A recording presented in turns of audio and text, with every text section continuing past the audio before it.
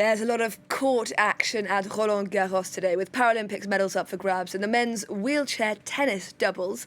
A little later on, Team GB will be coming up against Japan for gold. But before that, it's France versus Spain to determine who gets to hold up bronze. Well, following all that, on-court action for us today is our sports editor, James Vecina. James, France fighting for bronze today. That isn't what they came for, though, is it?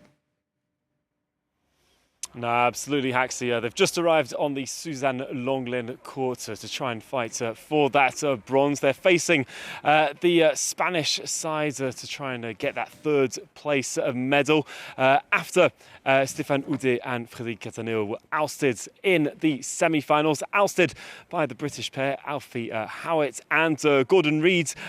In somewhat of a slightly ironic fashion, or revenge of a way, the Brits who managed to seek revenge for the last two finals which they reached and faced France, the two-time defending champions. France were expected to go and win and not just another gold, but a third consecutive gold here in Paris. That was not to happen because the British put an end to that one. And it's a revenge for the British because they were beaten in those two finals then by the French and having to go for silver this time.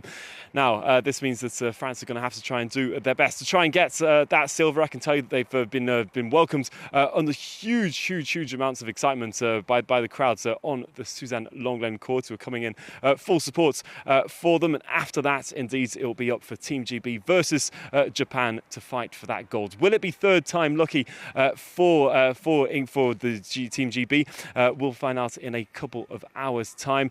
Japan were last in the final 5 editions ago. And just to come back to how big of an upset for France that was, well, the last time that Japan was in a final was against France, and ever since that final, France have never skipped a final since then. So in the last 5 editions. So a huge upset for France, but one that they're going to try and redeem themselves for after they have to do in a couple of events here in Paris and try and go for another bronze medal, even though it is a disappointment, especially for Stéphane Houdet, France's number one.